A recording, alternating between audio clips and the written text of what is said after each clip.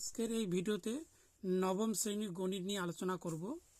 এখানে অধ্যায় হচ্ছে কষে দেখি 8.1 থেকে 2 নম্বর প্রশ্ন নিয়ে আলোচনা করব। এখানে হচ্ছে x³ প্লাস 2x প্লাস 3। তাহলে লিখতে হবে x³ minus x² minus x² minus x minus x plus 3। যদি এখানে 2 আছে, এখানে 3 আছে, তাহলে এখানে 3 করতে হবে। তাই এই চিহ্নটি প্লাস দিতে হবে।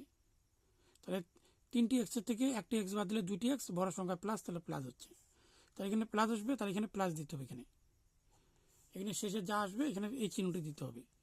তো এখানে কমন যাবে x² থাকবে x প্লাস 1 মাইনাস এখানে যাবে কমন x থাকবে একটি এক্স আর মাইনাস প্লাস 1। এখানে কমন যাবে 3 আর 3 কমন যাবে, থাকবে এখানে এক্স প্লাস 1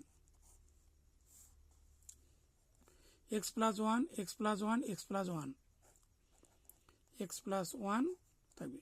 কমনের মধ্যে থাকবে x² মাইনাস এক্স প্লাস হচ্ছে 3।